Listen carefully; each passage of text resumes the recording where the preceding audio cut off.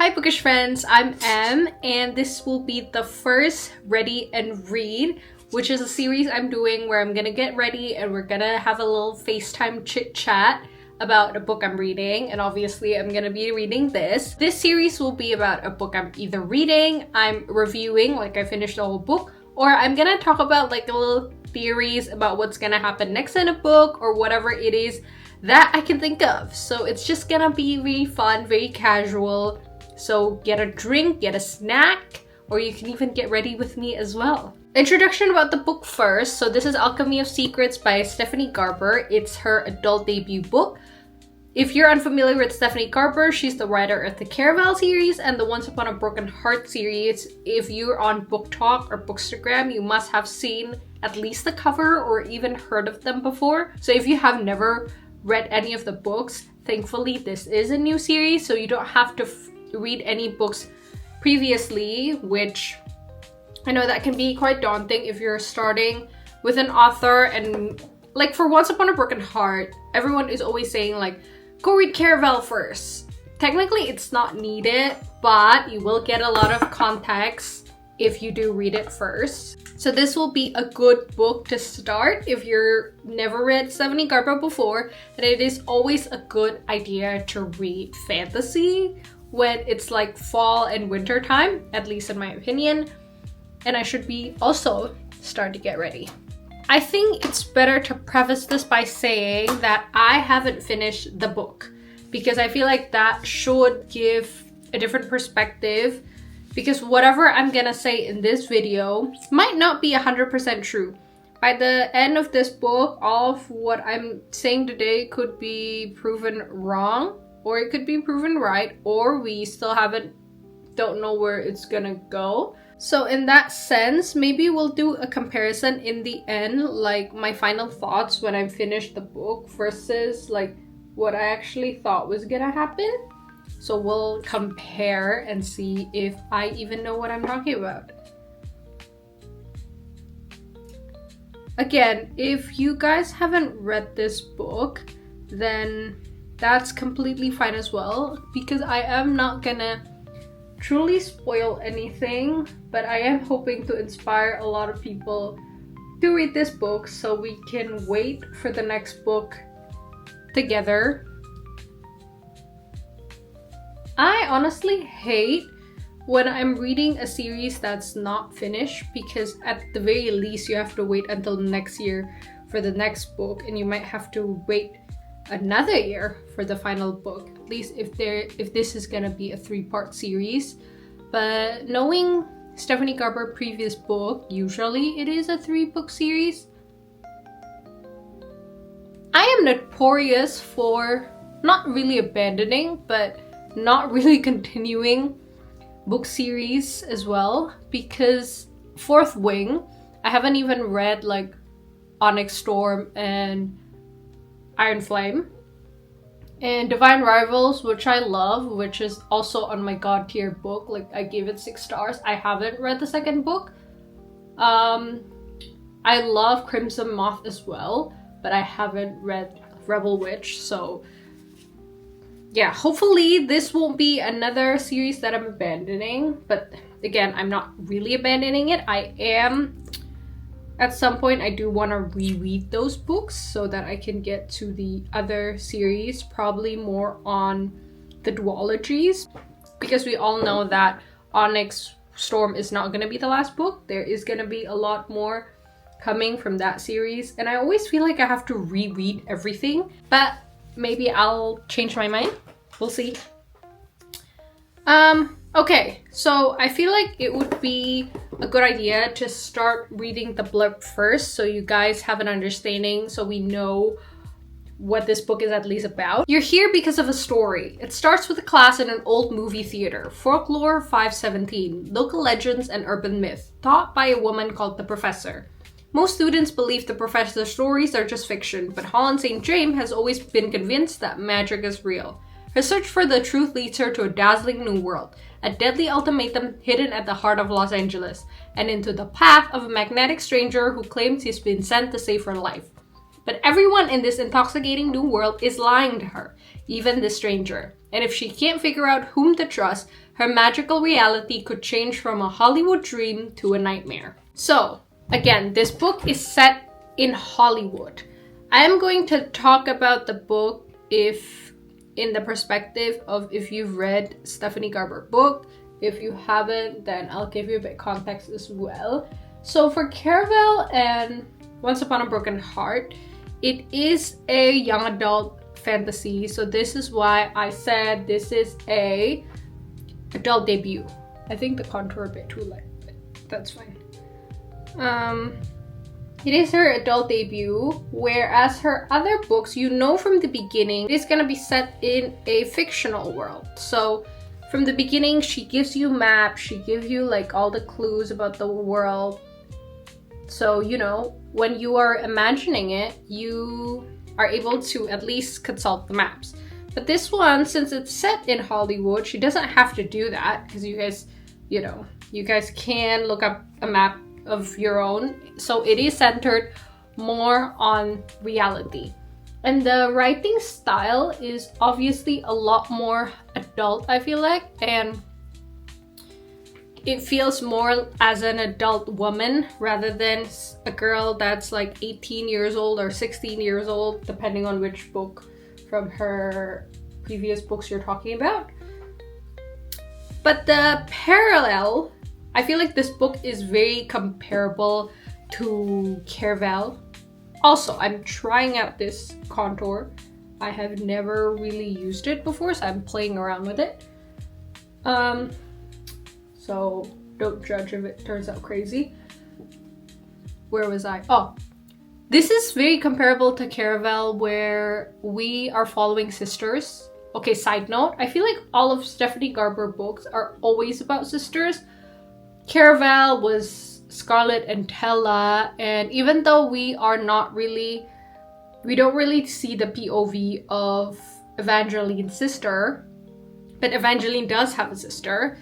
And then this girl, Holland St. James, she has a twin sister called January. So it is always a sister like dynamic, which honestly, if you guys know, please let me know. Is it because Stephanie Garber has like a sister? Or is it just like something that she's trying to bring from book to book to have like continuality and to have something like her little signature character? Because I don't really watch that much of her interviews and stuff, so I don't really follow that much. So please let me know if you guys have any information on why it's always sisters. Anyway, so we meet a lot of different people, just like in Caraval and here in Alchemy of Secrets. We meet a lot of different characters and we don't know who to trust just yet because everyone seems to have ulterior motive, everyone is mysterious, everyone just show up one day.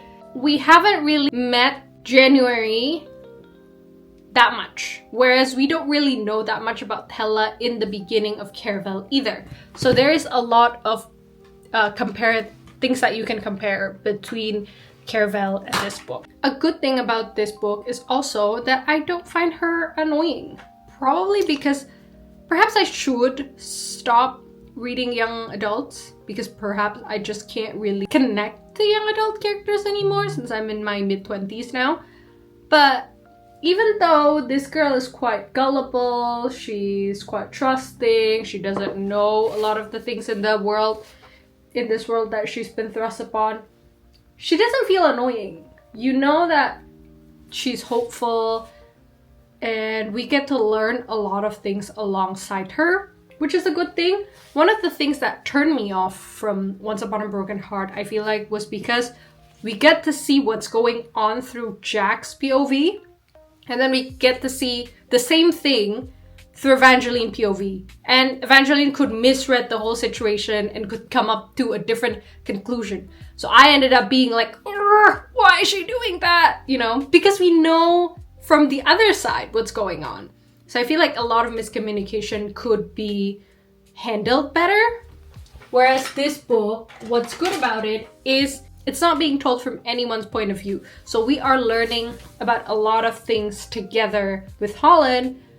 So even if she makes mistakes of trusting the wrong people or thinking a certain way, we can forgive her because we would think the same thing. I feel like the fact that I'm not finding her annoying is a very good thing. Also, I watched this interview. I said earlier that I don't really watch a lot of her interview, but I saw this on TikTok. I don't even remember who interviewed her, but I know that the interviewer asked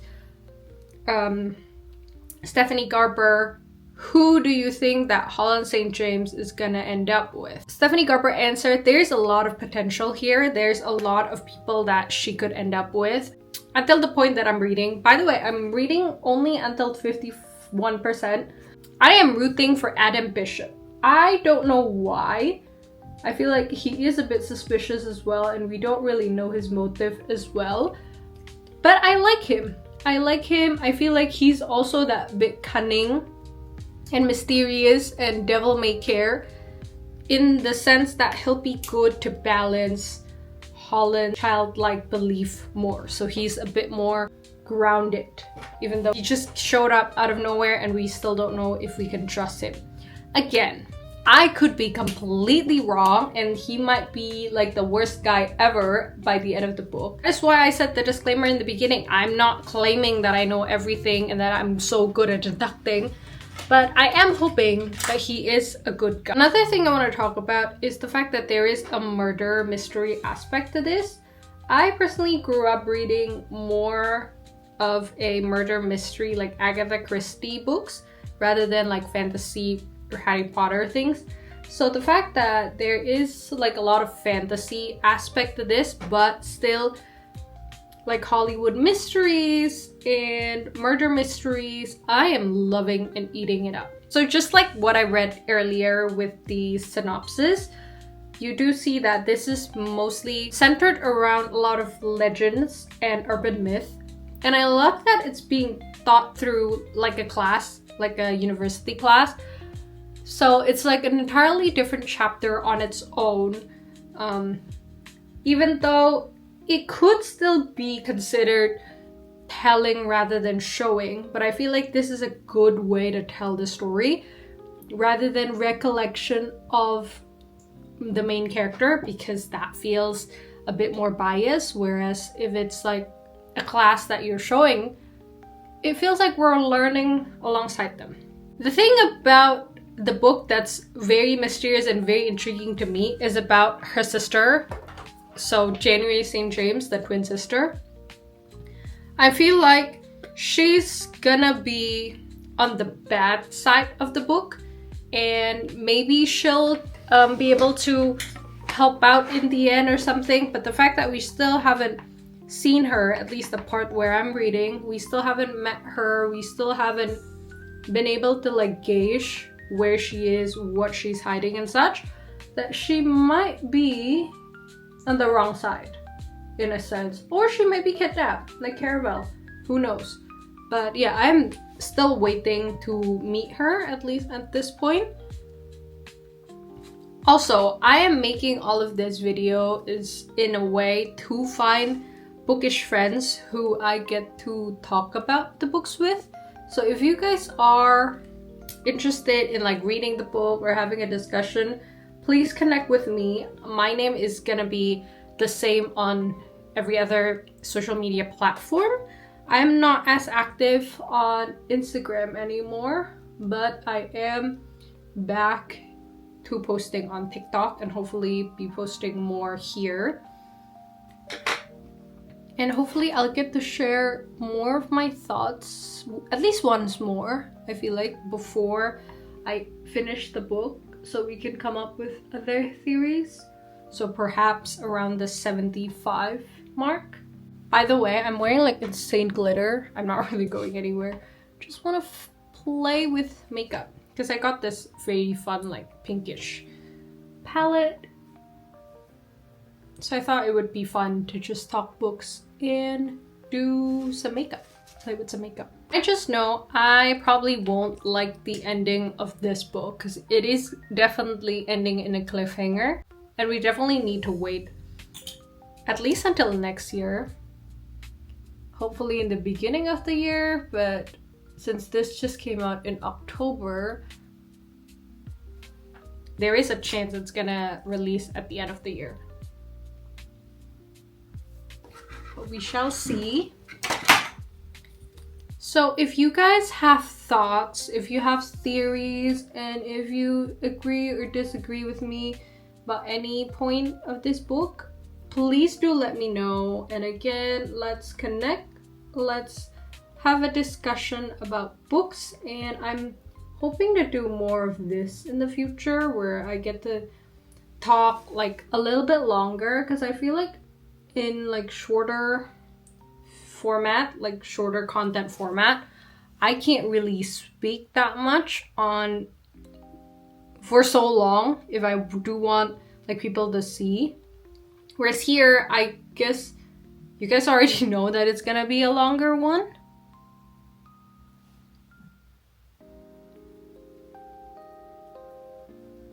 Don't know if that makes me crazy or not. Okay, but that is it for my experimental makeup and my bookish thought. I definitely want to do this again because I feel like it's fun. I might not even do makeup. I might just get ready, or we can just have a chit chat. But please consider subscribing if you want to hang out some more. And I hope that you have a good rest of your day. See ya.